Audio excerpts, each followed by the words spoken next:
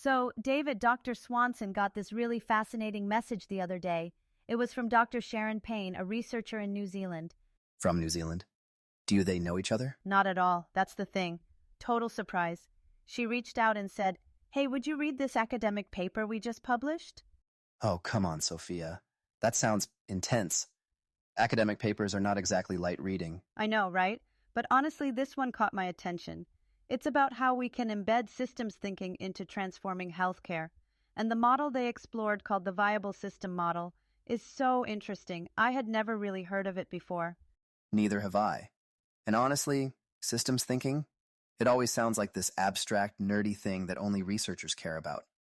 Sell it to me, Sophia. Why should I or our listeners care? Fair point, David. Here's the deal. The United States health system, as you know, is complex and not exactly functional all of the time. There's a lot of room for improvement in how we tackle not just healthcare, but health itself. Systems thinking could help guide us to make smarter changes, especially for equity and efficiency. Okay, I'm intrigued. And I'll admit, we Americans are often pretty bad at learning from what other countries are doing. But New Zealand sounds like an unlikely teacher. I mean, what makes their health system something we should pay attention to? Good question. And yes, while every country's system has its own path to tread, New Zealand's approach offers lessons. It's like a crash course in what could work or fail when you try applying systemic transformation.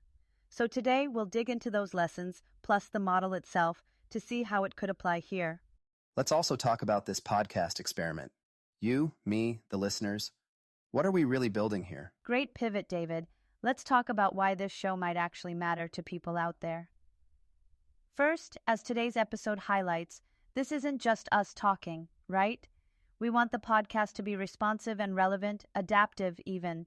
If our listeners have ideas or questions, we'll dive into those. Use their curiosity to shape future episodes. Right. And we're not just pulling stuff from the sky. Dr. Swanson is balancing clinical work, public health research, and let's not forget writing a book. He brings a variety of lenses, clinical, public health, systems thinking, and history, to transformational change. And let's be fair, you, David, bring a fresh perspective with that "why don't things work" curiosity people can relate to. Flatter me all you want, I'll take it. But in all seriousness, the big selling point here is that this podcast isn't tied up in bureaucracy, financial sponsorships, or groupthink. We've got no agenda other than making sense of these big, hairy problems. Exactly. And to wrap this up before we dive into New Zealand, let me shout out Debbie Cantor, a nurse practitioner who commented on LinkedIn. She agreed with something we said in a past episode. Healthcare scope of practice should be about competence, not degrees or titles. Clinical judgment and analytical skills matter way more than credentials. Totally. All right, where do we start unpacking this viable system model thing from New Zealand? All right, David, let's pick up from where we left off and start unpacking this. One of the reasons New Zealand is such an interesting case study is their approach to tackling preventable conditions, things like obesity and cardiovascular disease. But here's the twist. Maori and Pasifika populations often experience significantly worse health outcomes compared to others, which brings us to the equity challenges that resonate worldwide, including in the United States. So socioeconomic inequities are in the mix there too, just like here? Exactly. But here's where it differs. New Zealand's health system is centrally structured, meaning the government plays a bigger role in funding and delivering services. It's not perfect, of course. They still struggle with funding gaps and workforce shortages. But the central system allows them to organize public health initiatives that target these inequities in a more coordinated way. Wait, more coordinated than anything we've got going on here? How so? Well, in the United States, healthcare operates more like a business. We're driven by profits. New Zealand, on the other hand, focuses on fairness. Not to say money doesn't matter, but equity holds more weight there. For example, their nationwide health strategies emphasize access to primary care as a right, not a privilege. If you're in a rural area, they'll try to bring the care to you. Clinics, mobile units, that kind of thing. So like the opposite of, if you can pay, you get treated. It's a whole mindset shift. It really is. And it's not just about healthcare. David, health is broader than that. It's housing, education, transportation, things that shape whether or not people even need a doctor. New Zealand seems to get that with their public health campaigns. They actively link better living conditions to better outcomes. That feels idealistic. I mean, how do you square all this with your earlier point about New Zealand's imperfections? Fair question. Despite the positives, they're still bogged down by some bureaucratic inefficiencies and a general difficulty adapting quickly to changing demands. Think about how the pandemic forced everyone to pivot. New Zealand's system did okay, but it wasn't immune to delays or bottlenecks. Like no system's perfect. They've got lessons for us, but only if we're willing to learn, right? Exactly. It's not about copying them, but seeing what aligns with our values.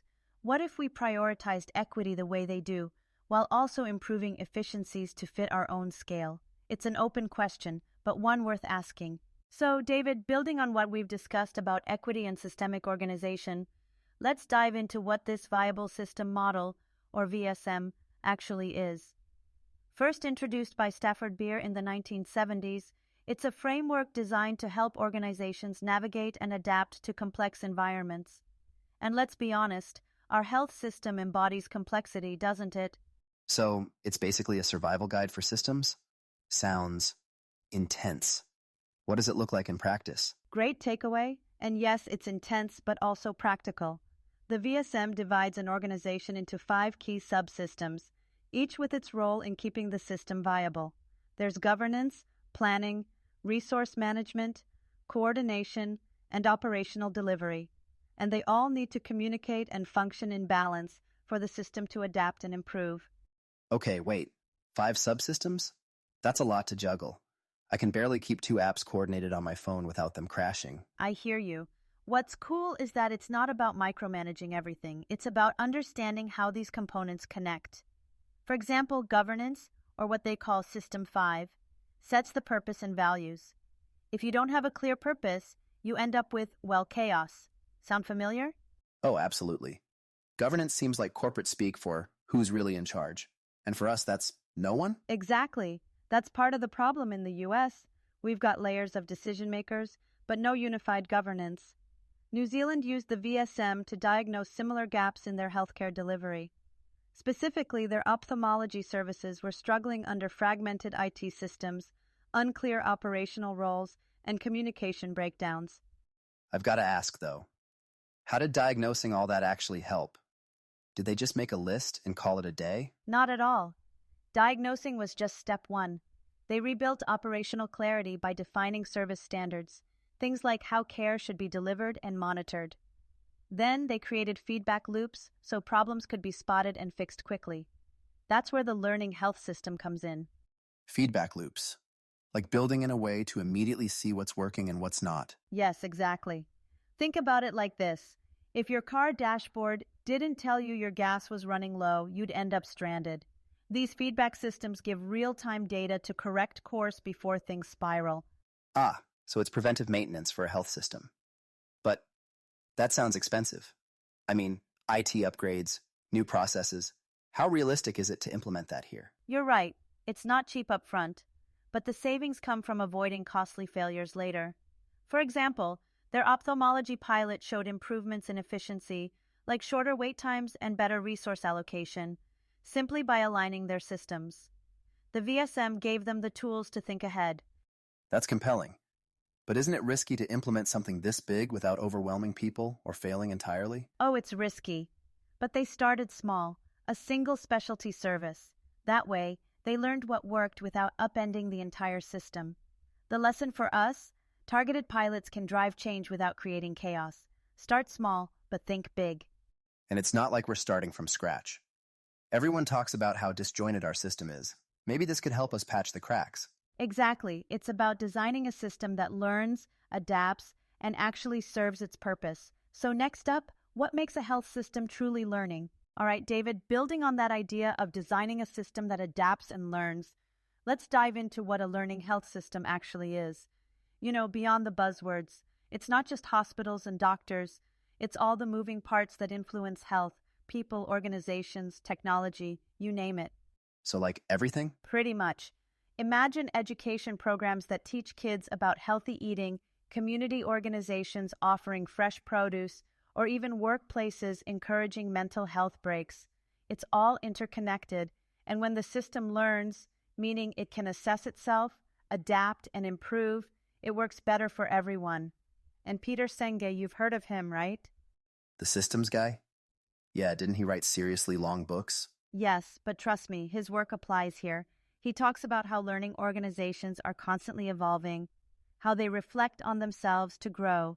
A learning health system is just that idea, but on steroids. Okay, so, like a self-driving car that learns as it goes? But our system feels more like, well, one of those jalopies you gotta push start down the hill. That's not a bad metaphor, actually. Our system does learn in certain ways, but it's far from efficient or healthy. For example, med students memorize insane amounts of material that they rarely use, or coders document patient visits to maximize payments, even if it has nothing to do with improving health outcomes. Ah, so we're learning, just not the right lessons? Exactly. Or take surgeons getting trained to perform procedures faster, sometimes at the expense of asking whether those surgeries are even necessary. And public health, we're great at piecemeal projects, but rarely do they tie back to broader goals. It's fragmented learning instead of cohesive growth. All right, so what would relentless learning look like? For real, what's the ideal here? It's a system where feedback is baked in, where data from everyday patient experiences flows back into the system to highlight what's working and what's not. It's about building a culture where every layer of the system, from the front desk to policymakers, sees learning as constant and essential, not just something you check off a list. That feels so un-American, honestly. I mean, we love quick fixes, don't we? Well, that's the challenge, David. It's rewiring our approach to see value in thoughtful, ongoing improvement. And here's the kicker. Imagine if all that energy we put into gaming the system or chasing profits was redirected toward health outcomes, fairness, and efficiency. Oof, that's a big shift. But I like where this is going. So what's next? How do we tackle profit motives that get in the way of all this? So, Sophia, since we're talking about profit motives, let's dig into the bigger question, money. It's like the whole system runs on dollars first, health second. How do we even start shifting that balance? David, you're spot on. The U.S. health system is undeniably profit-driven. Hospitals view procedures as revenue. Insurance companies focus on reducing payouts, not necessarily improving outcomes. It's a system that incentivizes treatment episodes rather than health itself. Take this. Preventing diabetes doesn't bring in as much revenue as managing diabetes complications over time. But what if our primary goal was health, not profits? Wait, hold up. Are you saying we don't actually profit from making people healthier? Not under the current model, no. The more someone stays sick, the more treatments they require, and that's where the dollars flow. But flipping this system to value prevention and health means a total rethink. Picture this. Instead of paying for hospital visits, what if insurers rewarded communities where chronic disease rates dropped? Okay, I love the idea. But I can hear critics already saying, who's paying for all this prevention stuff? That's fair. But what the critics don't always acknowledge is that prevention can save money in the long run, reducing hospitalizations, emergency treatments, even lost productivity. Countries like New Zealand are proving that focusing on equity and health outcomes ultimately brings costs down. But let's dig deeper here. Equity isn't just an abstract goal, it's a pressing need in our system. Right. And equity hits home for me personally, you know. My mom worked crazy hours to make ends meet, and I think about families like hers who've always been on the outside looking in. Exactly, David. Families like yours, and many others, experience our system's deep inequities. Communities of color, rural populations, even women, these groups face higher barriers to care and worse outcomes. Did you know Black Americans are more likely to die from preventable conditions like heart disease, even when controlling for income? It's a stark reminder that fairness in health isn't just about money, it's systemic. So, fixing equity isn't a nice to have, it's foundational. How do we even start to tackle something this huge, though? One key way is collaboration. Health doesn't happen in isolation. Policies around housing, education, and nutrition directly impact outcomes. But here's the catch. Our current model treats these as separate silos. If the U.S. health system is ever going to be fairer, we need cross-sector partnerships. All right, but let's make this real. Like, what does cross-sector collaboration even look like? Great question. Imagine this. A city government teams up with healthcare providers and local schools. The schools add nutrition education. The providers bring mobile clinics to underserved areas, and housing programs reduce mold infestations, cutting asthma rates. Together, they tackle interconnected issues that one sector couldn't fix alone. That sounds ambitious. Do we know if this actually works, though? It does. Look at examples from places like New Zealand. Their public health campaigns actively link housing quality to health outcomes, and we're seeing measurable improvements. Collaboration isn't just feel-good, it's effective. But here in the U.S., progress requires a willingness to align our systems and agree on shared goals. And here's where I imagine some big structural change has to come in, right? Like, you need a roadmap for this kind of realignment? Exactly, David. This is where frameworks like the Viable System model come into play. It offers a guided way to analyze and adapt these interconnected pieces. Implementing it won't be easy, but it might be our best hope for embedding fairness, health, and efficiency into the core of how we operate.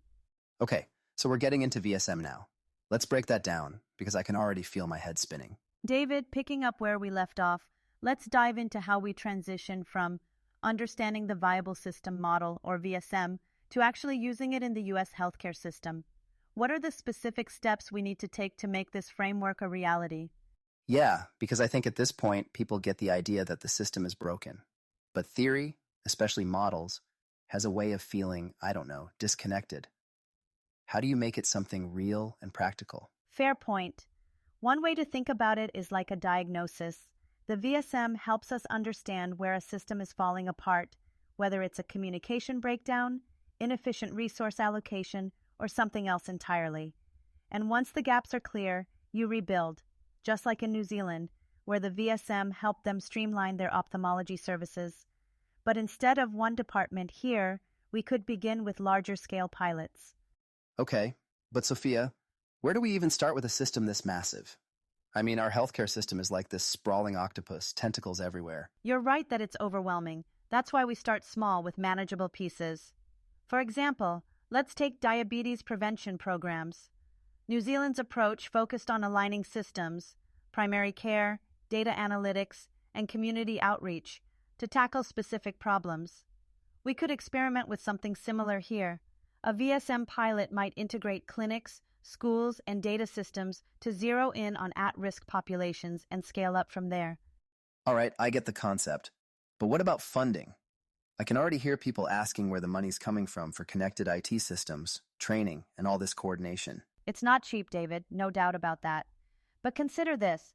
The costs we're spending now on inefficiencies, readmissions, and chronic disease complications dwarf what prevention and better systems would cost in the long run. One study even projected billions in savings if we reduced emergency room visits tied to gaps in primary care. We're already spending the money, it's just not going to the right places. Okay, but pivoting doesn't just take money, does it? It feels like there's a cultural barrier, too. Like, how do you convince people, especially providers and insurers, to rethink their roles? Exactly. It's not just a technical overhaul. It's about changing how we view and value health. When New Zealand piloted these ideas in ophthalmology, they didn't just jump to solutions. They involved everyone, clinicians, administrators, even patients. That's the power of feedback loops. Providers saw results, like shorter wait times and more reliable IT systems, and that reinforced the value of working as a cohesive system. What we need here is transparency and collaboration, not directives from the top down. Collaborate more. Got it. But I'm still stuck on how we'll know if this kind of shift is actually working. Is there a way to measure progress without waiting decades? Totally. Think of real-time dashboards that track outcomes like wait times, chronic disease rates, or even patient satisfaction. In New Zealand, they analyzed whether their VSM-inspired changes actually reduced bottlenecks and improved efficiency. In the U.S., we could use the same principles to build systems that give us actionable data instantly, not 10 years down the line. And let me guess, this is the part where you plug data-driven policy reform? You know me well, but seriously, data matters. Without solid, real-time evidence, decision makers can't fix what's not visible. Take something like the public health response to COVID. Without updated case rates and hospital data, some states were flying blind. And on an operational level, that's what the VSM fixes, making the data flow in ways that help us adapt and act faster. So basically, instead of patchwork solutions, the idea is to build a foundation where the system fixes itself? Yes, that's what a viable system does. And David, let me give you a quick example. Recently, I was speaking to a social worker in Denver, trying to coordinate care for a patient leaving the hospital. She spent over 30 minutes on hold because the insurance provider's system didn't talk to the hospital's billing department. It was like stepping into the 1990s. Imagine a VSM-inspired system where communication gaps like that simply don't exist. That's the direction we could take if we're serious about systemic integration. Whoa, Sophia, that kind of integration feels so far away. But man, wouldn't it be something? Sophia, that example about the social worker in Denver stuck with me. It's like a perfect snapshot of why the system feels so broken. This conversation has been, well, eye-opening. And that feels like an understatement. We started with this intimidating-sounding viable system model and ended up exploring what it really takes to rethink health, not just healthcare. You're right, David. It's not just about changing what happens in hospitals or clinics. It's about mobilizing an entire system to prioritize health outcomes, fairness, and yes, efficiency. And we're all part of that system: patients, policymakers, communities. It's a lot to wrap your head around, honestly. But what stood out to me is this idea of starting small, running pilots, not getting overwhelmed by the scale of the problem. It's such a simple idea, but somehow it feels revolutionary. Exactly. Change doesn't have to be perfect or massive right away. It just has to move us in the right direction. And that's why frameworks like the VSM are so useful. They provide clarity on where to focus our efforts, even if we're starting small. There are lots more systems and complexity models and tools out there and experts that know about them. Our health system needs to tap much more into the world of complex systems. So, for our listeners out there, health professionals, policymakers, maybe even a few curious tech geeks like me, what's the one thing you hope they take away from this episode? I'd say this: don't underestimate the power of systems thinking. It's not just academic jargon. It equips us to identify leverage points in a broken system and apply real solutions that matter. If we start asking, how can this system learn and adapt, instead of just, how can I fix this problem today, we'll take health transformation to a whole new level. And that's something anyone can get behind. So thank you, Sophia, for breaking down this really complex but seriously important topic. I think you've got me convinced. We can't ignore this stuff anymore. Thanks, David. And thanks to our listeners for joining us on this journey. Please keep asking the tough questions and sending them our way. Let's keep learning together and keep pushing for change. Because honestly, that's how transformation happens. Couldn't agree more. Let's do it. And with that, we're wrapping up today's episode. Stay curious, stay engaged, and take care of each other. See you next time.